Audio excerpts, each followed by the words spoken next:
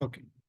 First பார்த்தோம்னு சொன்னா, learning செயல்முறையினை ஊக்குவிப்பதனை நோக்காக கொண்டு கல்வி அமைச்சினால் நடைமுறைப்படுத்தப்படும் இணைய கல்வி வளப்பகிர்வு வேலைத்திட்டம் தக்ஷலாவ. இதை பொறுத்த வரைக்கும் பாடசாலை கல்வி தொடர்பான எல்லா கற்றல் வளங்களும் பயிற்சி பரீட்சைகளாக இருக்கலாம், பாடநூல்களாக இருக்கலாம், அது தொடர்பான சகல விடயங்களுமே இந்த தக்ஷலாவைக்காக தனிய ஒரு வெப்சைட் ஒன்று கல்வி அமைச்சு நடைமுறைப்படுத்தி கொண்டு வருகிறது. அது தொடர்பான விஷயங்கள் நாங்கள் தக்ஷலாவை செயற்திட்டத்தினூடாக பெற்றுக்கொள்ளக்கூடிய வாய்ப்பாக காணப்படுகிறது. இரண்டாவது பார்த்தோம்னு சொன்னா, ஆசிரியர் சேவையில் முதலில் இணைத்துக் கொள்ளப்படும் பட்டதாரிகள் முதலில் பூர்த்தி செய்ய வேண்டிய வான்மைத்துவ கற்கை நெறி. பட்டப்படிப்பின் பின் கல்வி டிப்ளோமா. ஓகே, பட்டப்படிப்பின் பின் கல்வி டிப்ளோமா. சரியான. Post graduate diploma in education. சரியான. அப்ப அதுதான் எங்கட பட்டதாரிகள்ற வான்மைத்துவ விருத்திக்கும் தொழில இருந்து அடுத்த கட்டம் போறதுக்கான வழியை இலகுவாக்குறதுக்குமான ஒரு வழியாக பட்டப்பின் கல்வி டிப்ளோமா இருக்குது. அதன் பின்னால நாங்கள் கல்வி முதுமானி தொடர்பான விஷயங்களை செய்யலாம். சரியான. பெரும்பாலும் பட்டப்பின் கல்வி டிப்ளோமாவும் கல்வி முதுமானியும் முதல் 5 வருடங்களுக்குள்ள செய்து முடிச்சா மிக விரைவாக தரம் ஒன்றுக்கோ, ஆசிரியர் சேவையில் தரம் ஒன்றுக்கோ அல்லது ஏனைய தொழில் சார்ந்த விஷயங்களுக்கு போறதுக்கான முன்னுரிமையை பெற்றுக்கொள்ள முடியும்.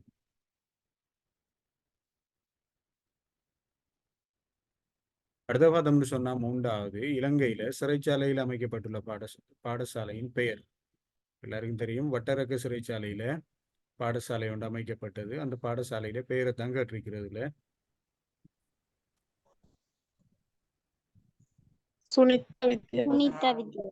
ஓகே. 2014ஆம் ஆண்டு சிறைச்சாலைகள் மறுசீரமைப்பு அமைச்சின் கீழே இந்த பாடசாலை வட்டரக சுனிதா வித்யாலயம் சிறைச்சாலையில் ஆரம்பிக்கப்பட்டது. 2014 அப்போதைய ஜனாதிபதியினால இந்த பாடசாலை திறந்து வைக்கப்பட்டது. 4வது பார்த்தோம்னு சொன்னா, தொழிற்பயிற்சி சார் பட்டங்களை வழங்குவதற்காக வாழ்க்கை தொழில்சார் தொழில்நுட்பவியல் பல்கலைக்கழகம். பேப்பர்ல சில எழுத்து பிள்ளைகள் இருக்கீங்க, கீபோர்ட்ல ஒரு 2-3 கீஸ் வேலை செய்யாதால டைப்பிங் கொஞ்சம் சிக்கல். நீங்க ஒருக்கா ரெக்கார்டிங்கையும் கேட்டுக்கொள்ளுங்க. சொல்லிடுமோ நீங்க என்ன சார்? உலகல்ல 2வது கேள்விக்குரிய ஆன்சர் ஒருக்கா சொன்னீங்கன்னா. 2வது post graduate diploma in education, பட்டப்பின் கல்வி டிப்ளோமா. 1வது கொஞ்சம் சொல்லுங்க சார். 1வது தக்ஷலாவ. அந்த விடைகள் தொடர்பான சிக்கல்கள் இருக்கிறார்கள், ஒருக்கா நோட் பண்ணி வச்சு கொள்ளுங்க. நாங்கள் அந்த கண்டினியூ பண்ணிட்டு போகக்குள்ள திரும்ப ரிவர்ஸ்ல வராம டிஸ்கஸ் டைமுக்கு ஒருக்கா திரும்ப பார்க்கலாம். அதில்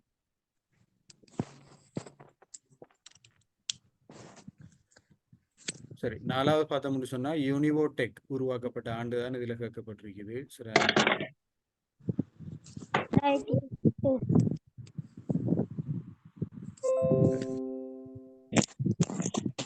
ஒரு ஆள்ற மைக் கொஞ்சம் மியூட் பண்ணினீங்கன்னு சொன்னா கொஞ்சம் ஹெல்ப்ஃபுல்லா இருக்கும். நீங்க அன்மியூட் பண்ணிட்டு உங்களோட ஹேண்ட் ஃப்ரீ அட்ஜஸ்ட் பண்றீங்க. அது இந்த ஃபுல் சவுண்ட்ல வச்சுட்டு இருக்கிறார்களுக்கு அந்த முழக்கத்துற சவுண்ட் இடி முழங்குற மாதிரி கேட்கும். ஓகே. இப்போ யூனிவோடெக் ஆரம்பிக்கப்பட்ட ஆண்டு வந்து பார்த்தோம்னு சொன்னா 2008ஆம் ஆண்டு. சரிதானே.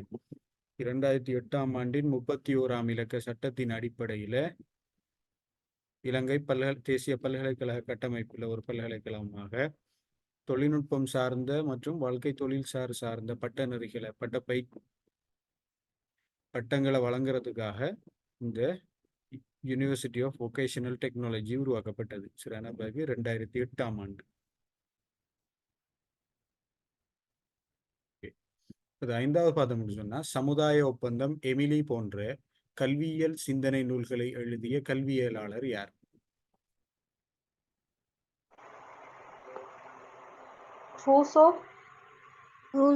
Okay, Jean Jacques Rousseau. சரிதான. ரூசோவை பொறுத்த வரைக்கும் இந்த எமிலிங்கிற நூல் கல்வி சிந்தனைகள்ல பிரபலமான ஒரு நூலாக காணப்படுது. 1764ஆம் ஆண்டு சரியான இந்த எமிலிங்கிற நூல் எழுதினார். அடுத்தது சமுதாய ஒப்பந்தம், அதுவும் கல்வி சம்பந்தப்பட்டதும் அரசியல் சிந்தனைகளை உள்ளடக்கியதாகவும் காணப்படுது. இதை பொறுத்த வரைக்கும் பிளேட்டோவும் பிரபலமான நூல்கள் எழுதியிருக்கிறார். சரிதானே? இதில் சிறப்பற்றிருக்கிற முதலாக சிறப்பற்றிருக்கிற பிளேட்டோ எழுதின புத்தகங்களுக்குள்ள குடியரசு, அடுத்தது சட்டங்கள், த லோஸ் என்று சொல்லி அந்த புத்தகமும் பிரபலமானது.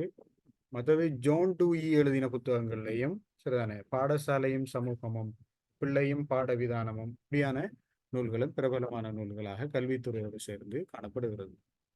சரிதானே? அப்ப எமிலி பிரபலமான நூல் எழுதினவர் ரூசோ.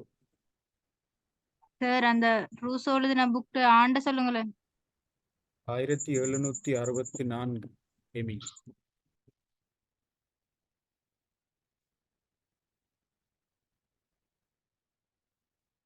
ஓகே, 6வது பார்த்தோம்னு சொன்னா டெஸ்ட் கிரிக்கெட் போட்டிகளில் அதிக விக்கெட்டுகளை வீழ்த்தியுள்ள வேகப்பந்து வீச்சாளர்.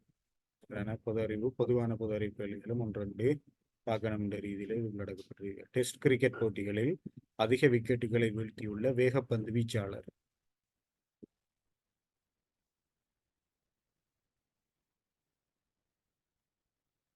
இதுல ஏதாவது கெஸ்ஸிங்கள் இருக்குதா?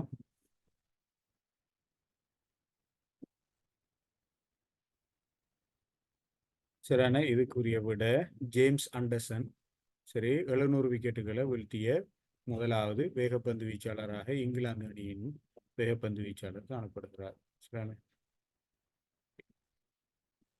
அடுத்த 7வது பார்த்தோம்னு சொன்னா குழந்தை பூங்கா கல்வி முறைமை கிண்டர் கார்டன் அறிமுகப்படுத்தியவர் யார்? Okay, profile. சரிதானே? இப்போ ப்ரொஃபைலை பொறுத்த வரைக்கும் அவரோட பிரபலமான ஒரு கூற்று ஒன்று வந்தது. அவர் முன்வைத்த கருத்துக்கள் இருக்கிற சாராம்சம் என்னன்னு சொன்னா, பிள்ளைகள் விளையாட்டின் மீது காட்டும் பிடிப்பை கற்பித்தலுக்கு பயன்படுத்தி கொள்ள வேண்டும்ங்கிறத அடிப்படையாக கொண்டு பிள்ளைகள் விளையாட்டில் ஆர்வமா இருக்கிற நேரத்திலேயே நாங்க அவங்களுக்கு கல்வியில் ஆர்வத்தை உருவாக்கணுங்கிற நோக்கத்தோட அவரால் இந்த கிண்டர் கார்டன் முறைமை முன்வைக்கப்பட்டது.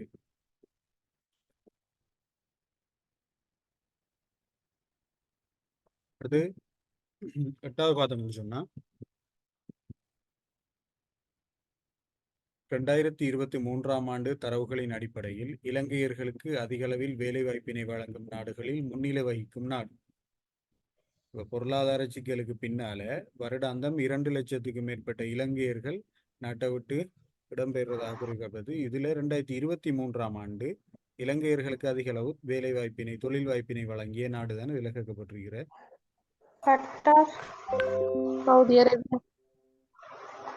பொறுத்த வரைக்கும் சவுதி அரேபியா தான். சரிதானே?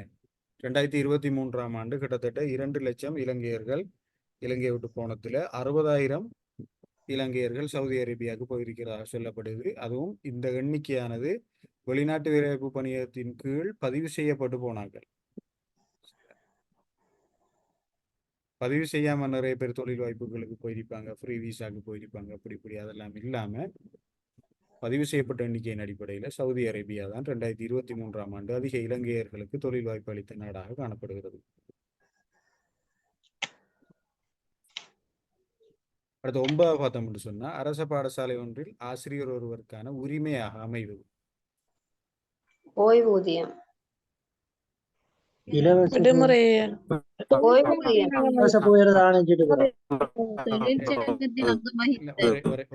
ஒரே நேரத்துல நிறைய பேர் சொல்றீங்க, கொஞ்சம் விடையெல்லாம் ஒன்றோடு ஒன்று பின்னி பிணைஞ்சு வருது. சரிதானே? இதுல பார்த்தோம்னு சொன்னா அரச ஊழியர் ஒருவருக்கான சலுகைகள் இருக்கிற. சரி, இன்னொன்று அதுக்கேற்ற மாதிரி உரிமைகள் இருக்கிற.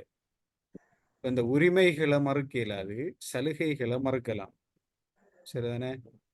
இதை பொறுத்த வரைக்கும் ஆசிரியர்களுக்கான உரிமைங்கிறது தொழிற்சங்கத்தில் அங்கம் வகிக்கிறதுக்கான உரிமை எல்லா அரசு உத்தியோகத்தர்களுக்கும் இருக்குது. ஆனாலும் மற்ற ஏனைய விடயங்கள் இதில் தரப்பட்டிருக்கிறதெல்லாம் சலுகைகள், இவை மறுக்கப்படலாம் காரணத்தோடையோ அல்லது காரணம் இல்லாமையோ. காரணம் இல்லைன்னா எங்கட சைட் காரணம் இல்லாம, சரிதானே, திணைக்களத்திற நன்மை கருதியோ அல்லது மற்ற விஷயங்களால இந்த புகையிரதானை சீட்டு மறுக்கப்படலாம். ஓய்வூதியமும் பல விஷயங்களுக்கு அடிப்படையில மறுக்கப்படலாம். அது ஒரு அரசு ஊழியருக்கான சலுகை தான். விடுமுறைகளும் சலுகை, சரிதானே. ஆனா தொழிற்சங்க உரிமைங்கிறது ஒவ்வொரு அரச உத்தியோகத்தர்களுக்கும் அரச ஊழியர்களுக்கும் இருக்கிற பிரதானமான ஒரு உரிமை.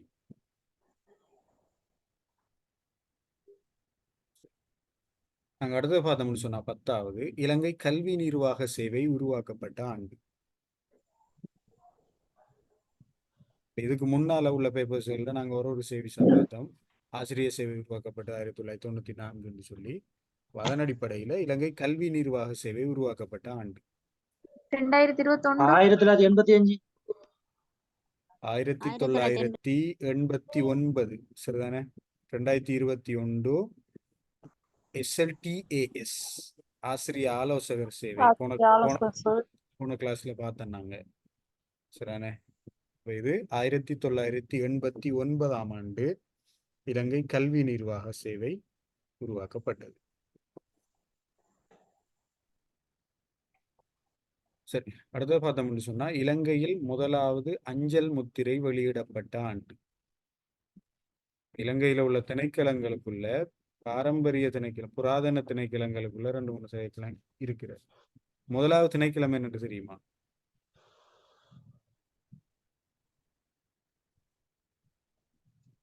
இலங்கையில உருவாக்கப்பட்ட முதலாவது திணைக்களம் ஐடியா இருக்குதா இருக்காது? Auditing general department. சரி, அதுதான் முதலாவது உருவாக்கப்பட்ட திணைக்களம். அதற்கு பின்பட்ட காலங்களில் உத்தியோகபூர்வமா சரி அஞ்சல் திணைக்களம், புகையிரத திணைக்களம் இதெல்லாம் உருவாக்கப்பட்டது. சரியான இப்ப இதை பொறுத்த வரைக்கும் அஞ்சல் முத்திரை வெளியிடப்பட்ட ஆண்டு தான் இதுல கேட்கப்பட்டிருக்கிற. சரி, ஒரு தகவலுக்காக நான் சொல்றேன். 1857 ஏப்ரல் 1 முதலாவது அஞ்சல் முத்திரை வெளியிடப்பட்டது. சரிதானே? இப்ப தபால் திணைக்களம் ஆரம்பிக்கப்பட்ட ஆண்டு 1832. சரி, முதலாவது முத்திரை வெளியிடப்பட்ட ஆண்டு 1857. விசேட சட்டமூலத்தின் அடிப்படையில நாடு பூராகவும் உப தபால் அலுவலகங்களை உருவாக்குறதுக்கான சட்டமூலம் இயற்றப்பட்டது 1921. அப்ப தபால் துறை சம்பந்தமான விஷயங்களுக்குள்ள 3 முக்கிய ஆண்டுகள் இதுதான்.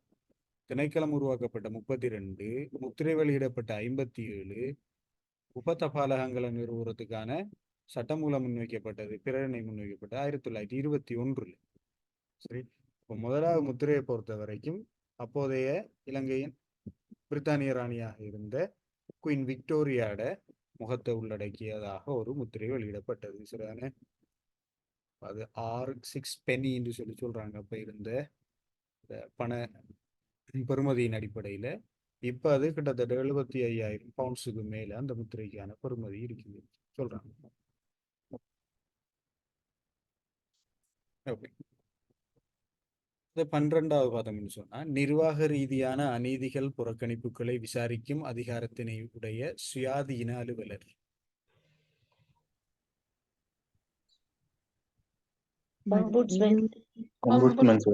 ஒம்பேட்ஸ்மேன் குறைகள் அதிகாரி. ஒம்புட்ஸ்மேன். சரிதானே? அவரை தமிழ்ல குறைகள் அதிகாரி என்று சொல்லுவோம். இந்த ஒம்புட்ஸ்மேனுங்கிறது பார்த்தோம்னு சொன்னா இலங்கை குடியரசு ஆயினத்தின் பின்னால, சரிதானே, இலங்கையில உள்ளதாயினத்துக்கு அதுக்கு முன்னால பிரித்தானிய ஆட்சியாளர் தான் குறைகள் அதிகாரியாக காணப்பட்டார். சரிதானே? இப்போதைக்கு சகல அரசாங்க திணைக்களங்களிலேயும் நிர்வாக ரீதியாக யாருக்காவது அநீதிகள் நடந்தாலோ அல்லது புறக்கணிப்புகள் நடந்தாலோ ஒம்புட்ஸ்மேனுக்கு நாங்க நேரடியாக முறைப்பாடு செய்யக்கூடிய வசதிகள் இன்றைக்கு காணப்படுகிறது. சரிதானே? இதை பொறுத்த வரைக்கும் காலாகாலத்துக்கு ஒம்புட்ஸ்மேன்கள் நியமிக்கப்படுவாங்க. இலங்கையின் தற்போதைய ஒம்புட்ஸ்மேன் யாருன்னு தெரியுமா?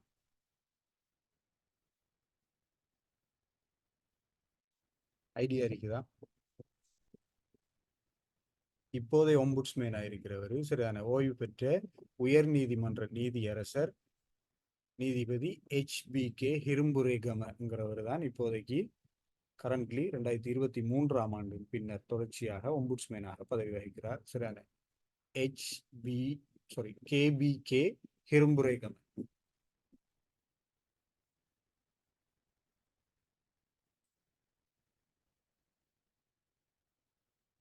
சரி, அடுத்தது பார்த்தோம்னு சொன்னா ஹிரும்புரேகம. சார் 12க்கு என்ன சார் விட? ஒம்புட்ஸ்மேன், குறைகள் அதிகாரின்னு சொல்லி தமிழ்ல சொல்லுவாங்க. சரிதானே? ஓகே, 13வது பார்த்தோம்னு சொன்னா இலங்கையின் தற்போதைய பரீட்சை ஆணையாளர் நாயர். இரண்டாவது அமித் ஜெயசுந்தர். ஓகே, அமித் ஜெயசுந்தர் சரிதானே. இதுல தரப்பட்டிருக்கிற 4 பேருமே பரீட்சை ஆணையாளர்களாக இருந்தவர்கள் தான். இப்போதைக்கு இருக்கிறவர் அமித் ஜெயசுந்தர்.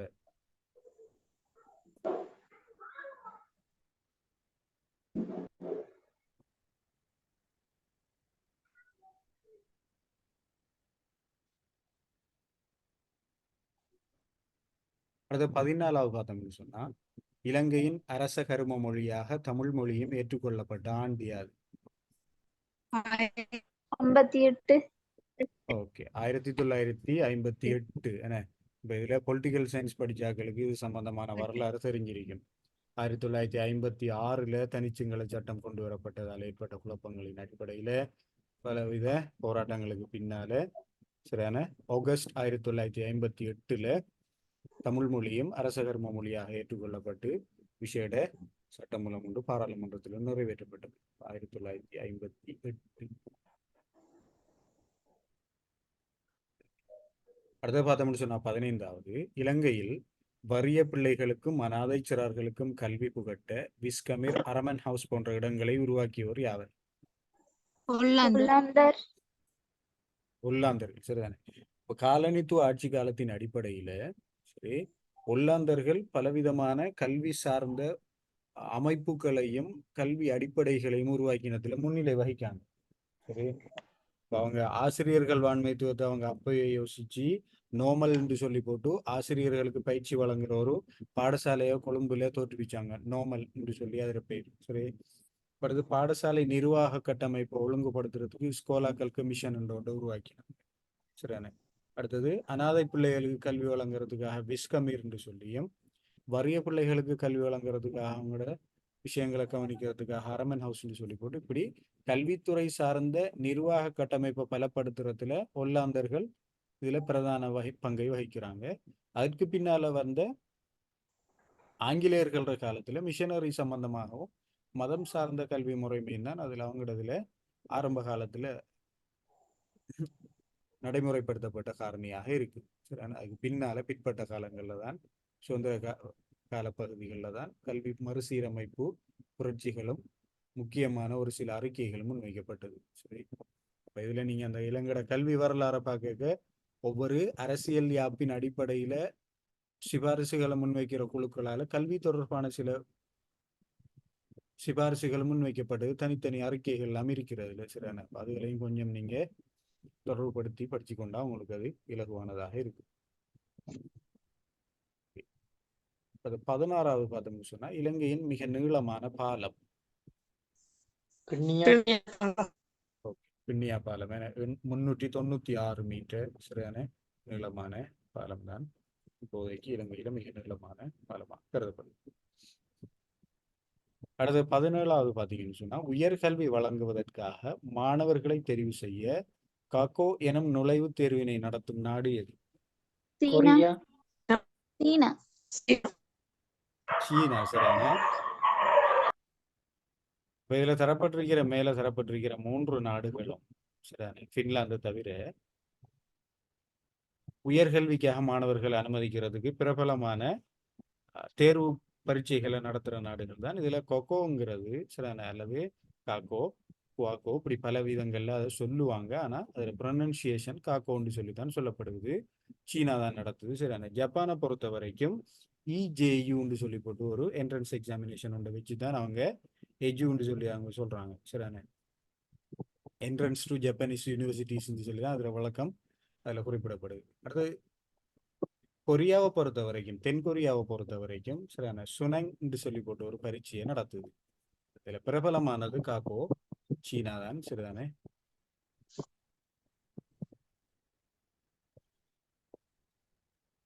அடுத்து 18வது வாதம் சொன்னா, மின்னஞ்சல் முறையினை அறிமுகப்படுத்தியவர் யார்?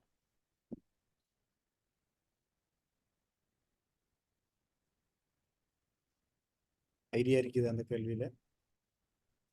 சில வேளைகள்ல 2 பேர்ல சந்தேகம் வரும் இந்த கேள்வி.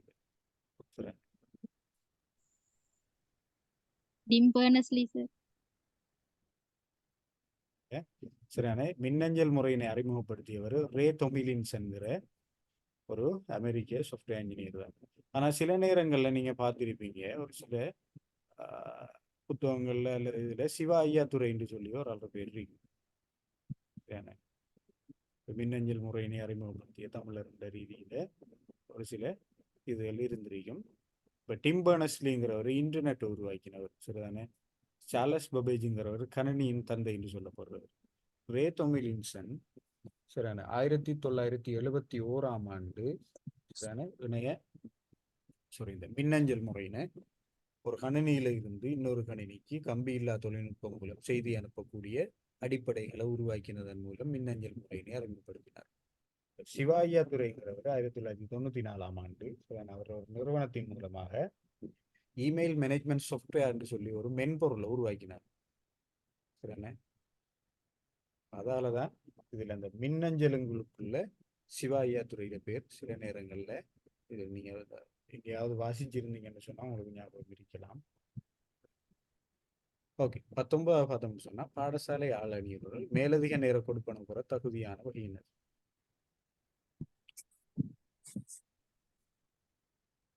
இதுல வருவாங்க காவலாளிகள் அல்லது பாதுகாப்பு உத்தியோகத்தர்களுக்கும் அவங்கள குறிப்பிடலாம். அவங்களுக்கு மட்டும்தான் ஓவர் டைம் கொடுப்பனவு இப்போதைக்கு இருக்குது. சரியான இதுல தரப்பட்டிருக்கிறார்கள்ல வேற யாருக்குமே ஓவர் டைம் கொடுப்பனவு இல்லை.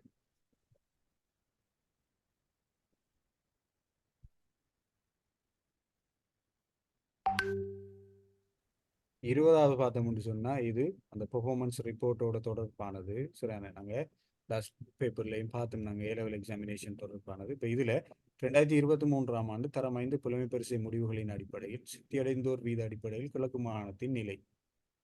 எப்படியுமே நீங்க கேள்வியில சரிதானே கிழக்கு மாகாண பரீட்சைன்றதால கிழக்கு மாகாணத்துல கல்வி நிலைமை தொடர்பாக கல்வி நிர்வாகம் சம்பந்தமாக தேசிய பரீட்சைகள் அதனுடைய அடைவுகள் தொடர்பான கேள்விகள் உடலுக்கு பெரும்பாலும் வாய்ப்புகள் இருக்கிறது. 3 தேசிய பரீட்சைகளின் அடிப்படையிலையும் மாகாணத்துல நிலைமை எப்படி இருக்குது அப்படியான விஷயங்களை நீங்க கெஸ் பண்ணி கொள்றது உங்களுக்கும் கெஸ் பண்ண இல்லாத ஞாபகம் வச்சு கொள்ளத்தாமனும் உங்களுக்கு ஹெல்ப்ஃபுல்லா இருக்கும். அதுக்காக இந்த சதத்துல வர சதவீத அடிப்படையெல்லாம் கேட்க போறது இல்லை. சில வேலையில பிளேஸ்மெண்ட்டை கேட்கலாம். சரி, அப்ப 20ஆவதுக்கு என்ன வரும்னு நினைக்கிறீங்க?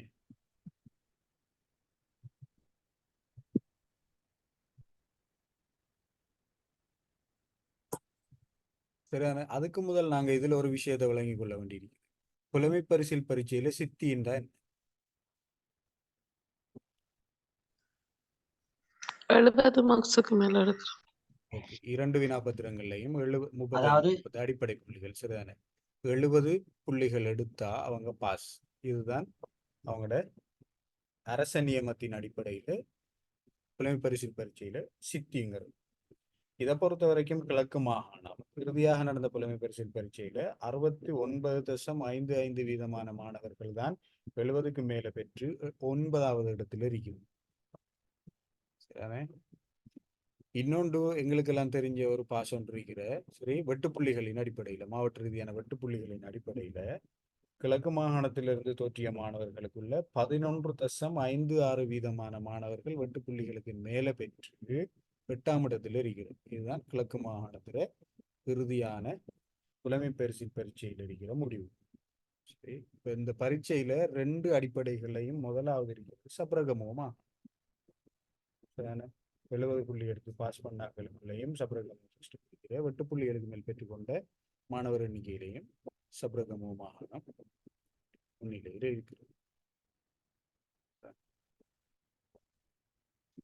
நீங்க அடுத்த கட்டமாக சாதாரண தர பரீட்சையில கிழக்கு மாகாணத்துல நிலைமை என்னங்கிறத அந்த பெர்ஃபார்மன்ஸ் ரிப்போர்ட்டை நீங்க கெஸ் பண்ணி கொள்றது உங்களுக்கும் பிரயோசனமாக அமையும்.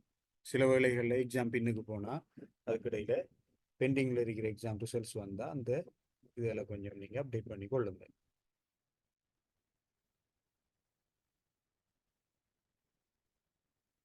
அடுத்து சுருக்கமான விடை எழுதுற சார் 20க்குரிய ஆன்சர் சொல்லுங்க சார். 20 9வது இடம்.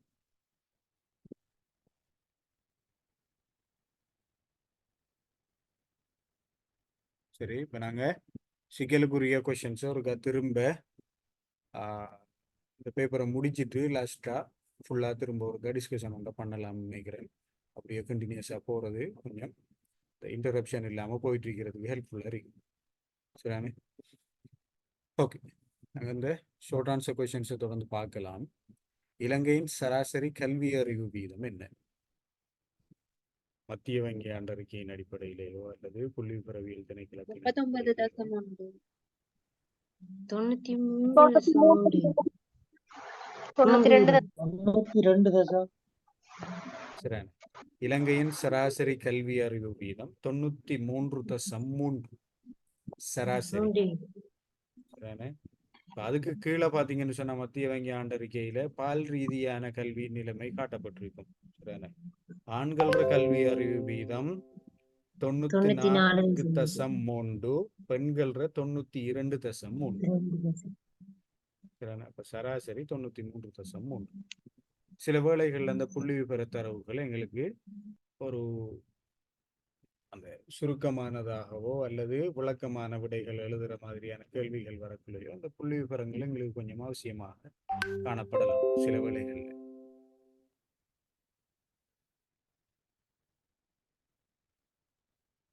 சரி, அடுத்த 2வது பார்த்தீங்கன்னா, பிரசவ விடுமுறையில் இருக்கும் அரசு அலுவலர் ஒருவர் தமது சம்பளத்தினை பெற்றமை உறுதிப்படுத்துவதற்காக பயன்படுத்தப்படும் படிவம்.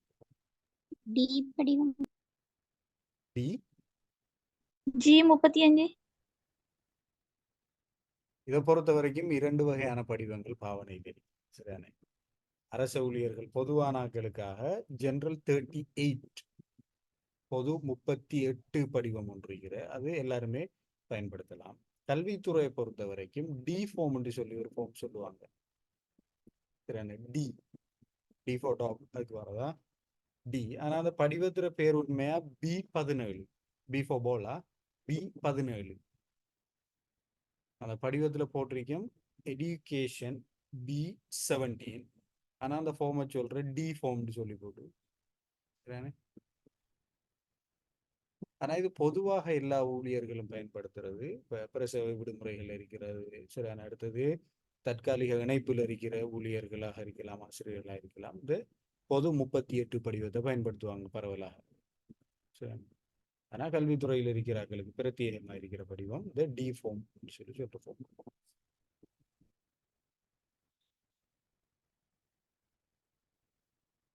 அடுத்த 3வது பார்த்தோம்னு சொன்னா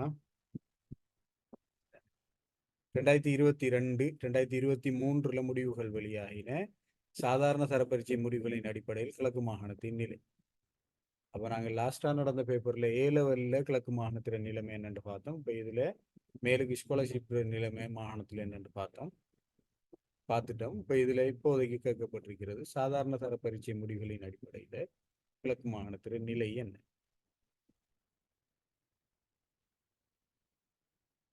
சரியான. சாதாரண தர பரீட்சைகள்ல A லெவலுக்கு தகுதி பெற்ற அடிப்படை பாஸ். சரியான.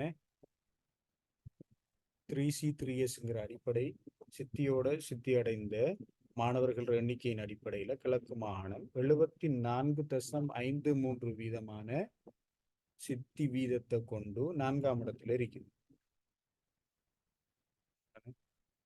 சாதாரண தர பரீட்சையில கிழக்கு மாகாணம் இறுதியாக நடந்த பரீட்சை பெறுபவர்களின் அடிப்படையில 4ஆம் இடத்துல இருக்குது. அதுல 1ஆம் இடத்துல இருக்கிறது தென் மாகாணம் 77.61 வீதம்.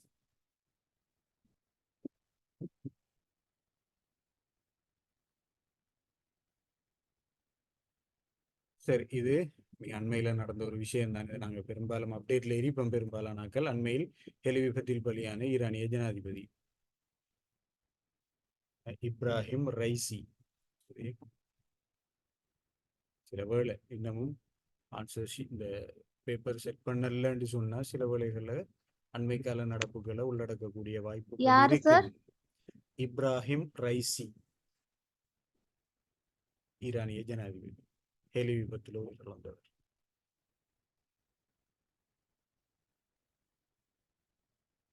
சார் இதுல ஈரானிய ஜனாதிபதியோ பிரதமரோ உமா ஒப்பந்தத்துக்கு வராங்க. சாரி, அவங்களோட பேர் என்ன? உமாவோய திட்டத்தை முன்னெடுத்து கொண்ட அந்த ஈரானிய பிரதமர் பேர். உமாவோய திட்டத்துக்கு உமாவோய திட்டத்தோட தொடர்பான ஈரானிய பிரதமரோ ஜனாதிபதி அவங்களோட பேர். இல்ல அதுக்கு நிதி ஒதுக்கி நாட்கள் அப்ப இருந்த பிரதமர் ஜனாதிபதியை கேக்குறீங்களா அல்லது அதை ஓ திறந்து சார், வைக்க வந்த ஜனாதிபதியை கேக்குறீங்களா? ரெண்டையுமே சொல்லுங்களேன். இல்ல அப்படி நம்ம கேட்டிருக்குதா? அந்த உமாவோய திட்டம் ஒப்பந்தம் நடைமுறைப்படுத்தப்பட்டது மிச்ச நாளைக்கு முன்னால. அது நான் செக் பண்ண தான் இடையில திறந்து போனோம். வச்சது. இடையில கடைசியாக வந்து திறந்து வச்சவர் தான் இப்ப போன மாதம் எங்கட நாட்டுக்கு அந்த ஜனாதிபதி வருகை தந்தார். இந்த உமாவய திட்டத்துல ஒரு பகுதி நிறைவடைந்த அந்த இதை திறந்து வைக்கிறதுக்கு தான் வந்தவர். சரிதானே? இப்ப அவரு தான் இப்ப போன மாதம் இலங்கைக்கு வந்து இந்த விஷயங்களை பார்த்துட்டு போன வாரம் தான் ஹெலி விபத்துல இறந்தார். நான் தான் நினைக்கல ஒப்பந்தம் நடைமுறைப்படுத்த யார் இருந்தவர் உமாவய திட்டத்துக்கு நிதியுதவி வழங்கிய நாடு ஈரானுங்கிறது பெரும்பாலான பொது அறிவு தகவல்கள்ல இருக்கும். அதை திறந்து வச்சேன்னு சொன்னா நாங்கள் இவரை தான் சொல்ல வேண்டியிருக்கிற. இவர் தான் பெரும்பாலான நீண்ட நாட்களுக்கு பிறகு இலங்கையின் பக்கம் விஜயம் செய்த ஈரானிய நாட்டு தலைவர். Okay sir. சில இடத்து 5வது பார்த்தோம்னு சொன்னா சுதந்திர இலங்கையில் பாராளுமன்ற வரலாற்றில் பாராளுமன்ற உறுப்பினராக தெரிவான முதல் பெண்மணி யார்? சிரிமாவோ பண்டாரநாயக்க.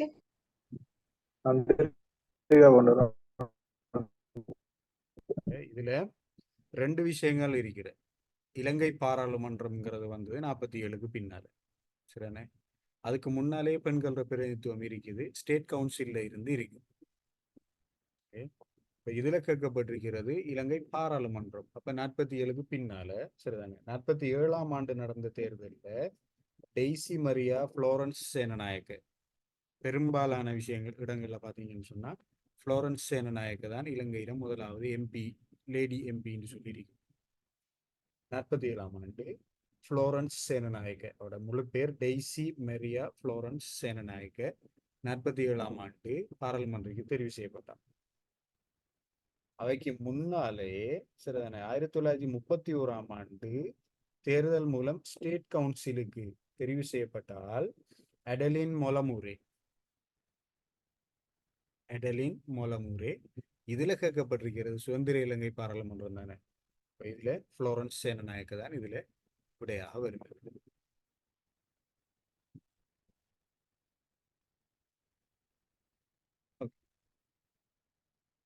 இது 6வது பாத்தீங்கன்னு சொன்னா மேற்குலக கல்வி முறையினை புறக்கணித்து தமது நாட்டுக்கான பிரத்யேக கல்வி முறையினை அறிமுகப்படுத்தி வெற்றி கண்ட ஆப்பிரிக்க தேசம்.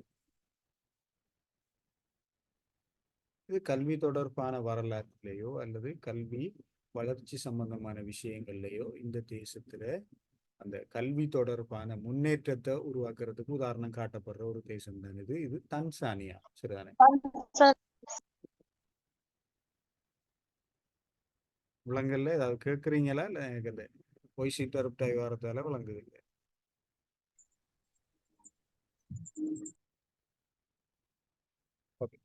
பார்ப்போம். சரிதானே? இப்போ தன்சானியாவை பொறுத்த வரைக்கும் இது காலனித்துவ ஆட்சி காலத்துல நீண்ட காலமாக சரிதானே ஐரோப்பிய நாடுகள்ல பல்வேறு நாடுகள்ல காலனித்துவத்தின் கீழே இருந்தது. அப்ப இது 1970ஆம் ஆண்டு கால பகுதிகளில் முதலாளித்துவ அடிப்படையினாக கொண்ட கல்வி முறைமை அங்கு அறிமுகப்படுத்தப்பட்டு அந்த நாட்டு மக்கள் கல்வியில ஆர்வமில்லாதவர்களாக இருந்தாங்க. அந்த நாட்டு ஜனாதிபதியாக பதவியேற்ற ஜூலியஸ் நியரர் என்ற ஒரு ஆள் தான் சரிதானே தண்ட நாட்டுக்காக தண்ட நாட்டு மக்கள்ற வளங்களோடு தொடர்பு பட்ட வான்மைத்துவத்தையும் தொழிற்பயிற்சியும் இருக்கிறதுக்கான கல்வி முறைமை அறிமுகப்படுத்தப்படணுங்கிற ரீதியில் 1976ஆம் ஆண்டு சரிதானே அருஷா வெளியீட்டு கல்வி முறைமை என்று சொல்லி ஒரு முறைமை ஒன்று அறிமுகப்படுத்தி சரி அந்த முதலாளித்துவ கொள்கைக்கு மாற்றமான சுதேச கல்வி முறைமை ஒன்றை உருவாக்கி வெற்றி கண்ட சரிதானே. அதுல நிறைய பல்கலைக்கழகங்கள் விவசாயம் சார்ந்த விஷயங்களுக்கான பல்கலைக்கழகம், சுரங்க தொழில் சார்ந்த விஷயங்களுக்கு தனித்தனி வான்மைத்துவங்களுக்கு ஏற்ற பல்கலைக்கழகங்களை உருவாக்கி வெற்றி கண்ட ஒரு நாடாக தன்சானியா காணப்படுகிறது. ஓகே. 7வது பார்த்தோம்னு சொன்னா மெட்டா நிறுவனத்தினால் அண்மையில் புதிதாக அறிமுகப்படுத்தப்பட்ட சமூக வலைத்தள மென்பொருள் இது. இது நவீன தொழில்நுட்பத்தோட தொடர்பானது. அதுக்கு முன்னால மெட்டாங்கிற நிறுவனம் ஃபேஸ்புக் சரியான வாட்ஸ்அப்புகளுக்கு உரிமையாக இருக்கிற நிறுவனம். இப்ப இது தொழில்நுட்ப நிறுவனங்களுக்கு இடையிலான போட்டி சம்பந்தமான விஷயங்கள் வரைக்கும் சரியான தொழில்நுட்பம் சார்ந்த விஷயங்களுக்குள்ள இது வரும். அப்ப ட்விட்டர் நிறுவனத்தை புதிய உரிமையாளர் கைமாறினதுக்கு பின்னால ட்விட்டருக்கு போட்டியாக மெட்டா நிறுவனத்தால ஒரு புதிய சமூக வலைத்தள மென்பொருள் ஒன்று அறிமுகப்படுத்தப்பட்டது. அதுல பெரும்பாலும் நீங்க பார்த்திருக்கலாம் கூகுள் பிளே ஸ்டோர்லயோ அல்லது ஆப்பிள் ஸ்டோர்லயோ பாத்தீங்கன்னு சொன்னா தமிழ் எழுத்து கூனா போட்ட ஒரு ஐக்கனோட ஒரு சோஷியல் மீடியா வெப்சைட் உண்டு, அந்த அப்ளிகேஷன் உண்டு இருக்கு. இது த்ரெட்ஸ் சொல்லி சொல்ற த்ரெட்ஸ். 7வது கூட த்ரெட்ஸ் தான். ஓகே. 8வது பாதம்னு சொன்னா பாடசாலை செல்லாத மாணவர்களின் பெற்றோருக்கு சிறை தண்டனை வழங்கும் முறையினை அண்மையில் கொண்டு வந்த நாடு எது?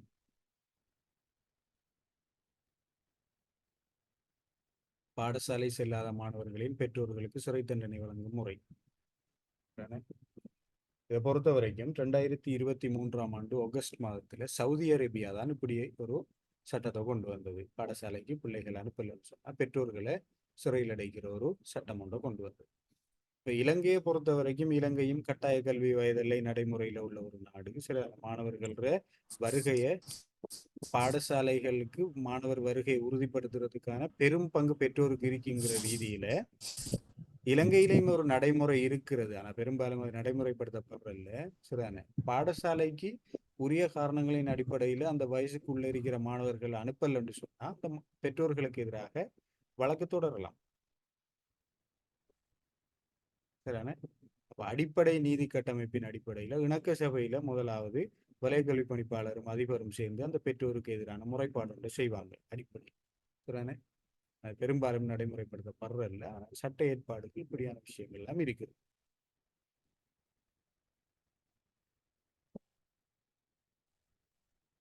ஓகே.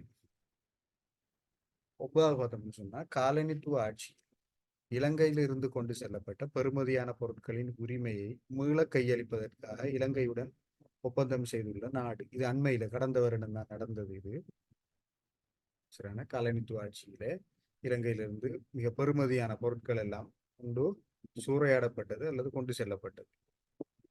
காலத்துக்கு காலம் இது தொடர்பான விஷயங்களை செய்யக்குள்ள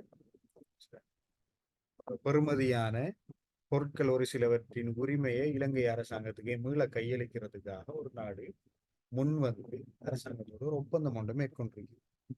ஐடியா இருக்குதா எந்த நாடு? ஜெர்மன் அல்லது தென்கொரியா சார், சரியா தெரியல. காலனித்துவ ஆட்சி என்று சொன்னா நாங்க கெஸ் பண்ணியே சொல்லலாம். இதுல பிரித்தானியா ஜெர்மன் எப்படியுமே எங்களை ஆட்சி செய்யல, கொரியாவும் எங்களை பிரித்தானியா சார், பிரித்தானியா. சார். இதுல ஒப்பந்தம் செஞ்சது நெதர்லாந்து. சரி, அந்த ஒல்லாந்தர் ஆட்சி காலத்துல கொண்டு சொல்லப்பட்ட விஷயம். கிட்டத்தட்ட 275 வருடங்கள் 250 வருடங்களுக்கு முன்னால நடந்த தவறுக்காக அவங்களோட சந்ததியினர் இன்றைக்கு முன் வந்திருக்கிறாங்க. இலங்கையிலிருந்து இது எங்கட நாட்டுக்கு சரியான உரிமையின் அடிப்படையில் கொண்டு வரப்படலன்னு சொல்லி அதில் திரும்ப கையெழுக்கிறது ஓகே. 2024 ஜனவரியில் சர்வதேச ரீதியில் கவனம் பெற்ற சட்டமூலம் ஒன்று இலங்கை பாராளுமன்றத்தில் நிறைவேற்றப்பட்டது. அச்சட்டமூலம் எது? சர்வதேச ரீதியில கவனம் பெற்று சர்வதேச மன்னிப்பு சபை அம்னஸ்டி இன்டர்நேஷனலால சரியான அந்த இது கண்டனம் தெரிவிக்கப்பட்ட ஒரு சட்டமூலம்.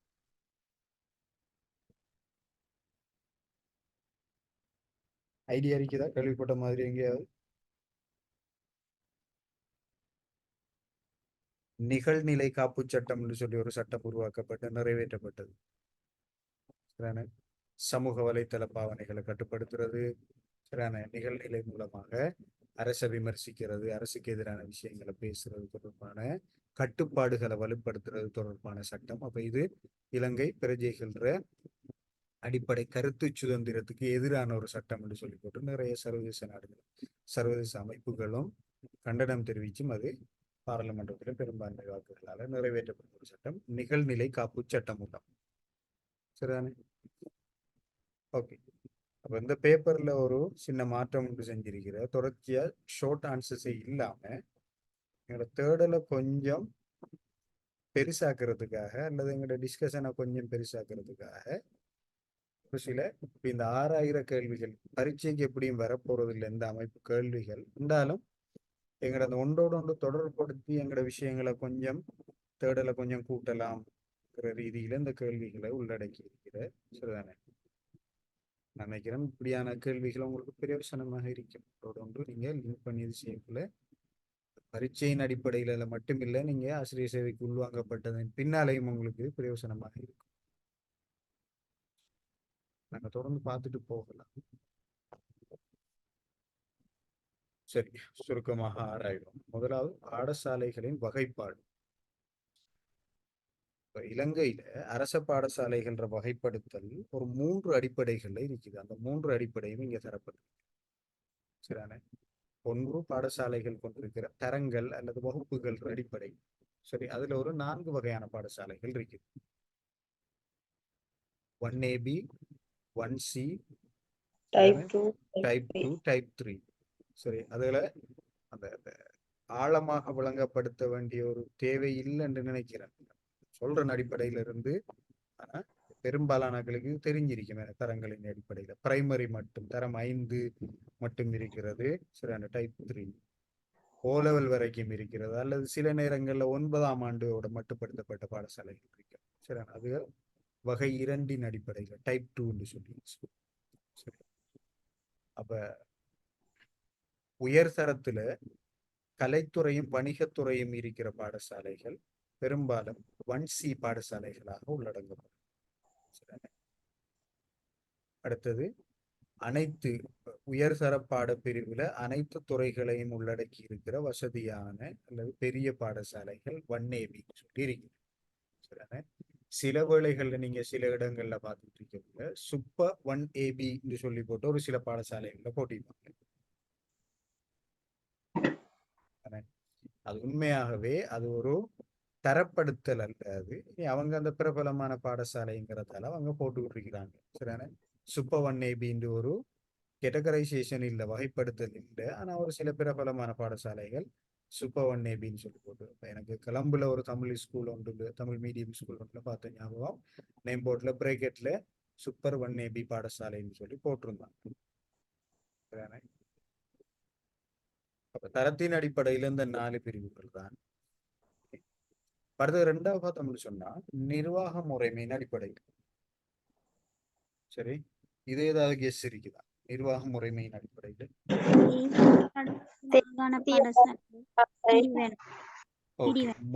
மூன்று வகையாக பாடசாலைகள் நிர்வகிக்கப்படுகிறது. சரிதானே? இன்னொன்று உத்தியோகப்பற்ற 4வது வகை ஒன்று இருக்கிறது. அது இருக்கட்டும், நாங்க அரச பாடசாலை தான் பார்க்கிறோம். இதுல முதலாவது பார்த்தோம்னு சொன்னா தேசிய பாடசாலைகள் என மத்திய அரசாங்கத்துக்குள்ள நிர்வகிக்கப்படுற பாடசாலைகள். 2வது மாகாண பாடசாலைகள். 3வது பிரிவேனாக்கள். இதை தவிர்த்து அரச உதவி பெறும் பாடசாலைகளும் இருக்கிற. ஆனா அது வகைப்படுத்தல சொல்ற தனியார் பாடசாலைகளும் இருக்கிற.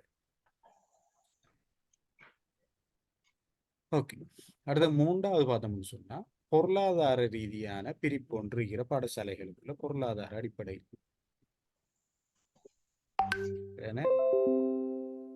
அதிகஷ்ட பிரதேச பாடசாலைகள், கஷ்ட பிரதேச பாடசாலைகள், வசதியான பாடசாலைகள் அல்லது சாதாரண பாடசாலைகள் தான் சொல்லலாம். சரிதானே?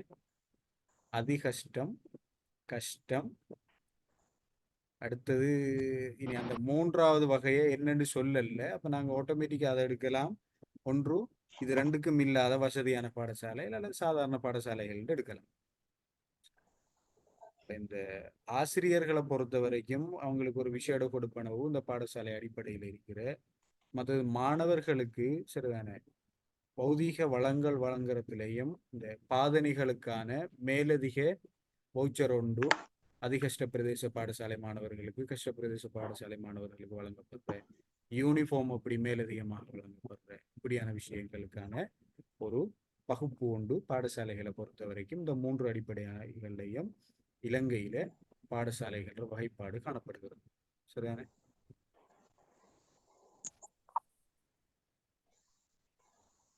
அது 2வது பார்த்தோம்னு சொன்னா இலங்கையில் கல்வியுடன் தொடர்புபட்ட சேவைகளை குறிப்பிடுது. இப்ப இலங்கையை பொறுத்த வரைக்கும் கல்வியுடன் தொடர்பான 5 சேவைகள் காணப்படுகிறது. சரிதானே? அப்ப அதுல முதலாவது கல்வி நிர்வாக சேவை SLEAS. சரிதானே? அடுத்து 2வது பார்த்தோம்னு சொன்னா இலங்கை ஆசிரியர் கல்வியலாளர் சேவை ஸ்ரீலங்கா டீச்சர்ஸ் எடியூகேட்டர் சர்வீஸ். என்ன சார் கல்வி நிர்வாக சேவை என்னன்னு வரும்? SLEAS Sri Lanka education administrative service. சரியான? அது SLEAS கல்வி நிர்வாக சேவை முதலாவது. 2வது ஆசிரிய கல்வியலாளர் சேவை. சரியான? Teacher educator service. இந்த கல்வி நிர்வாக சேவைகள் பெரும்பாலும் கல்வி நிர்வாகத்தோட தொடர்பட்டாக்களாக இருப்பாங்க. சரியான? வலய கல்வியில கல்வி நிர்வாக சேவைங்கிறது பரீட்சை திணைக்களத்துல இருந்து ஆரம்பிக்குது. சரியான? அங்கேயும் கல்வி நிர்வாக சேவை உத்தியோகத்தர்கள் அங்க இருப்பாங்க. சரி, அடுத்தது கல்வி அமைச்சில அது என்னன்னு சார் வரும்? ஆசிரியர் கல்வியலாளர் சேவை SLTES Sri Lanka teacher educator service. இந்த SLTES பொறுத்த வரைக்கும் கல்வியியற் கல்லூரிகளில் விரிவுரையாளர்களாக இருக்கிறவங்க, ஆசிரியர் பயிற்சி கலாசாலையில விரிவுரையாளர்களாக இருக்கிறவர்கள், அதோடு சேர்த்து ஆசிரியர் மத்திய நிலையங்கள், பான்மை விருத்தி மத்திய நிலையங்கள் இருக்குதானே, அதுகளில் லெக்சரரா விரிவுரையாளர்களாகவும் முகாமையாளர்களாகவும் இருக்கிறவங்க SLTESல வருவாங்க. அப்ப 3வது சேவை யார் சார் வருவாங்க அதுல? தேசிய கல்வியியற் கல்லூரியில விரிவுரையாளர்களாக இருக்கிறவங்க. சரியான? College of education teachers. சரி, லெக்சரர்ஸ். அடுத்தது ஆசிரியர் பயிற்சி கலாசாலைகள் இருக்குது தானே, இப்போதைக்கு அது கொஞ்சம் இயக்கம் குறைவாக இருக்குது இலங்கையை பொறுத்த வரைக்கும். அரசினர் ஆசிரியர் பயிற்சி கலாசாலைகள் சொல்லி போட்டு கிட்டத்தட்ட 8 ஆசிரியர் கலாசாலைகள் நாட்டில் இருக்குது.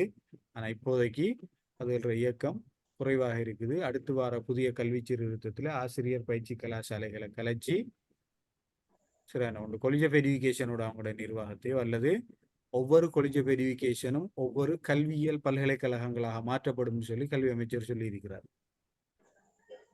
அதெல்லாம் கொண்டு வரலாம். சரியான? அடுத்தது டீச்சர் ட்ரைனிங் சென்டர்ஸ் இருக்குதானே, நாங்கள் லாஸ்ட் கிளாஸ்லையும் பார்த்தோம் கிழக்கு மாகாணத்தில் எத்தனை ஆசிரியர் வான்மை விருத்தி நிலையங்கள் இருக்குதுன்னு சொல்லி போட்டு. அப்ப அந்த வான்மை விருத்தி நிலையங்கள் நாடு பூராவும் 100 ஆசிரியர் வான்மை விருத்தி நிலையங்கள் இருக்குது.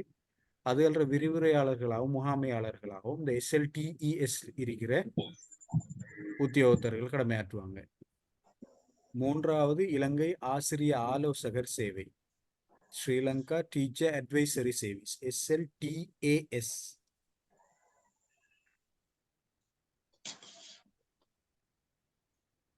இது ஆசிரிய ஆலோசகர்களாக இப்ப நாங்க ISAs சொல்லுவோம், இன் சர்வீஸ் அட்வைசர்ஸ், அவங்க இந்த சர்வீஸுக்குள்ள வருவாங்க.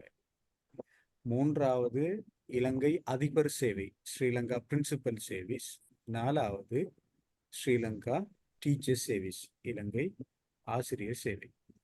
இந்த ஒவ்வொரு சர்வீஸுக்குள்ளேயும் ஒவ்வொரு வகதிகள் இருக்கிற, அது இப்போதைக்கு எங்களுக்கு தேவையில்லை. சரியான? பெரும்பாலும் எல்லா சர்வீஸ்லையுமே 3 வகதி, தரம் 1, தரம் 2, தரம் 3 இருக்கிற. ஆசிரியர் சேவைக்குள்ள மட்டும் ஒரு குழப்பம் ஒன்று இருக்குது. சரியான? தரம் 3ல 2, தரம் 2ல 2, தரம் 1ல 1. இப்ப சாரி, தரம் 3ல 3 இருக்குதா, 31A, 31B, 31C. அது சொன்ன அப்போ குழம்புன்றதால நான் சொல்லலை. சரிண்ணா, உங்களோட மேலதிக அறிவுக்கு அதை சொல்லிக் கொள்றேன். அல்லது நான் இதில் ஆன்சர்ஸை திரும்ப டைப் பண்ணி உங்களுக்கு குரூப்பில் போடுவேன். அந்த டைமுக்கு நான் இதில் கிளியராக போட்டுக்கொள்கிறேன். சரிண்ணா? இப்போ இந்த 5 சர்வீஸ் தான் இப்போதைக்கு கல்வியோடு தொடர்பட்ட பிரதான சேவைகள். கல்வியோடு தொடர்பட்ட உப சேவைகள் வேறையாக இருக்கிற. சரிதானே? இப்போ சிற்றூழியர், காவலாளியர், இதெல்லாம் வேறையாக இருக்குது. அது ஒரு பக்கம் போகட்டும். இப்போ நாங்கள் 3வது பார்க்கலாம். பாடசாலையில் அதிபரை மட்டும் தலைவராக கொண்டு இயங்கும் குழுக்களை பட்டியல்படுத்துது. இப்ப நாங்க போன கிளாஸ்லயும் பார்த்தோம், பாடசாலையில ஒரு சில முறைசார் குழுக்களும் இருக்கும், முறைசாரா குழுக்களும் இருக்கும்.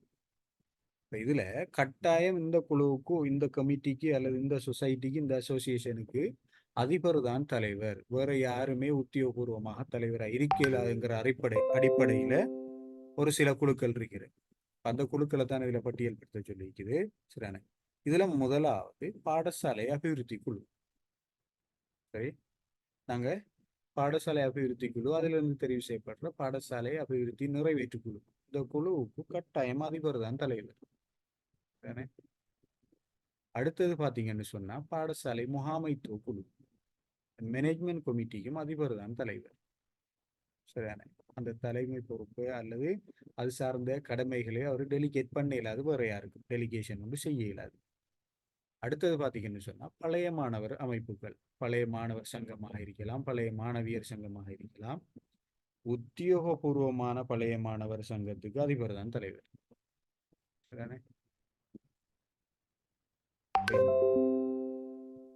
இந்த 3 அமைப்புகள், பிரதானமான இந்த 3 விஷயங்களுக்கும் அதிபர் தான் தலைவராக இருப்பார். மற்ற விஷயங்களுக்குள்ள வேற யாரும் தலைவராக இருக்கலாம், செய்யலாம். சரிதானே?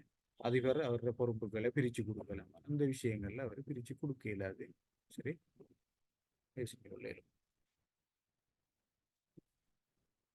அது 4வது பார்த்தோம்னு சொன்னா ஆசிரியர் ஒருவரின் பொறுப்புகளை 3 வகைப்பாட்டில் அடக்கலாம்.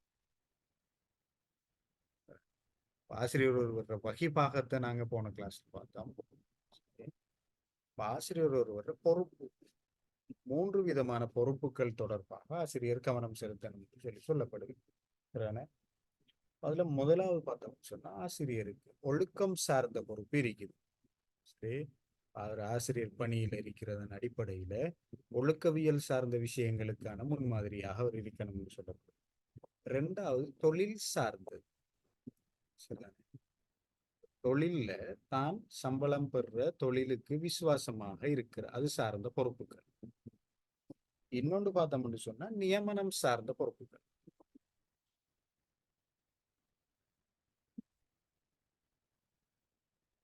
சரி, அப்ப நியமனம் சார்ந்த பொறுப்புகளும் இருக்கிற ஆசிரியர் நியமனத்தோடு தொடர்பட்ட சுற்றறிக்கையின் அடிப்படையில் அவர் வேலை செய்யணும். சரிதானே? கல்வி அமைச்சு வழங்குற அல்லது மாகாண கல்வி அமைச்சு, மாகாண கல்வி திணைக்களங்கள் வழங்குற இப்படியான விஷயங்களுக்கு அவரு பொறுப்பு சொல்லக்கூடியவராக ஒரு ஆசிரியர் இருக்கணுங்கிறது தான் அவருடைய நியமனம் சார்ந்த பொறுப்பு. சரிதானே? அப்போ ஒரு அரச ஊழியர் அல்லது ஆசிரியரை பொறுத்த வரைக்கும் ஒரு சுற்றறிக்கைகளுக்கும் தாபன விதிக்கோவைகளுக்கும் நிதி பிரமாணங்களுக்கும் இப்படி பல விஷயங்களுக்கும் அவருடைய நியமனம் சார்ந்து பொறுப்பு சொல்ற ஒரு ஆளா இருப்பார்.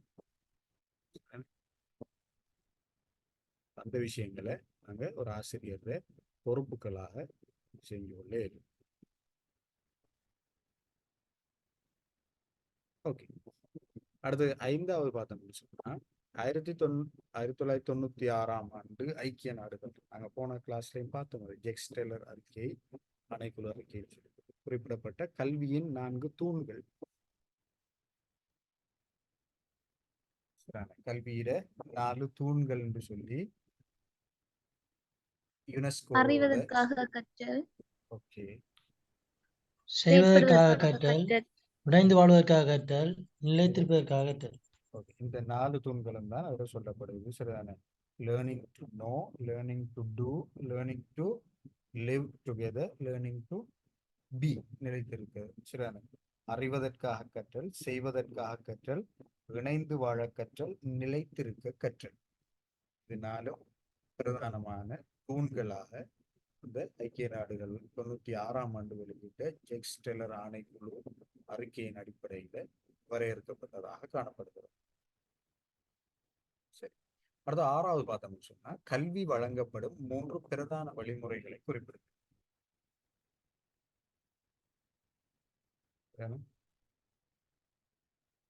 கல்வி வழங்கல் 3 பிரதான வழிமுறைகள். முதலாவது பார்த்தோம்னு சொன்னா முறைசார் கல்வி, 2வது முறை சாரா கல்வி, 3வது முறையில் கல்வி. முறைசார்ங்கிறது ஆரம்ப கல்வியிலிருந்து உயர்கல்வி வரைக்கும் ஒரு ஒழுங்குமுறைப்படுத்தப்பட்ட ஒரு பாட விதானம், சரியான அதுக்கான கல்வி நிலையங்கள், அதுக்கான ஒரு கட்டமைப்பு, மதிப்பீட்டு விஷயங்கள், அது பிசிக்கலியோ அல்லது லாஜிக்கலியோ ஒரு முறையின் கீழ் ஒழுங்கமைக்கப்பட்டு வழங்கப்படுற கல்வி முறைசார் கல்வி. முறைசாரா கல்விங்கிறது அது ஒரு அன்லிமிட்டெட் எஜுகேஷன், சரிதான, வளர்ந்தோர் கல்வியாக. அது பெரும்பாலும் இதுல சொல்லப்படுறது தொலைக்கல்வி முறைமை, முறைசாரா கல்வி, சரிதான. அது ஒரு சிஸ்டத்துக்கு கீழே இந்த இல்லாட்டியும் அது ஒரு கட்டமைக்கப்பட்ட கல்வி முறைமை தான் முறைசாரா கல்வி. சரி, அது தொழிற்பயிற்சி சார்ந்த விஷயங்களா இருக்கலாம், அப்படி நிறைய விஷயங்களை இது செய்யறது. அது ஒரு பிசிக்கலியாக இருக்க வேணுங்கிற ஒரு அவசியம் இல்லை முறைசாரா கல்வி. சரிதானே, ஒரு கிளாஸ் ரூம் ஒரு அமைப்பு, ஒரு தொலைக்கல்வியாக இருக்கலாம், இணையம் மூலமான கல்வியாக இருக்கலாம். அடுத்த மூன்றாவது கேட்டகரியை பார்த்தோம்னு சொன்னா முறையில் கல்விங்கிறது அது எந்த நிறுவனங்களாலேயும் எந்த நபர்களாலேயும் வழங்கப்படுற கல்வி.